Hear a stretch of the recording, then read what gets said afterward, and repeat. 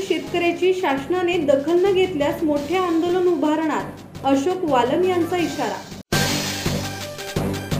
अवकाळी पावसामुळे कोकणातील शेतकऱ्यांच्या हातातोंडाशी आलेले पीक नष्ट झाले आहे। झालेला खर्च सुद्धा निघेल की नाही अशी चिंता शेतकऱ्यांच्या समोर आहे।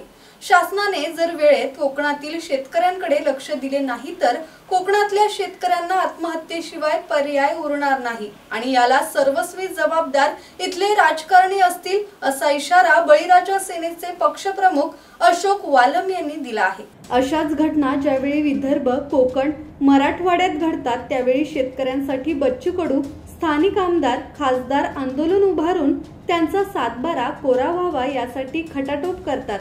मात्र कोकणात तसं कधीच होताना दिसत नाही।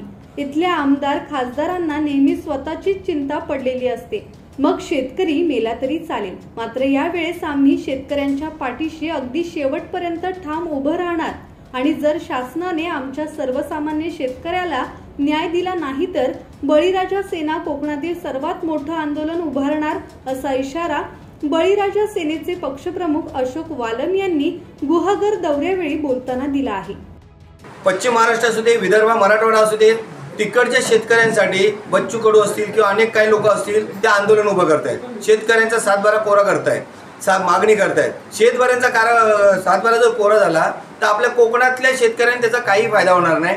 ही इकडच्या लोकप्रतिनिधीने, आमदार, खासदार, मंत्री, पालकमंत्री असतील, यांनी याची दखल घेतली पाहिजे होती आणि यांनी स्वतःहून याच्यासाठी नियोजन केलं पाहिजे होतं, पण कोण करत नाहीये। कारण कोकण हे आज संदेश कदम, संवाद मराठी लाईव्ह, गुहागर। श्री गणपती संस्थान महड, तालुका खालापूर, जिल्हा रायगड।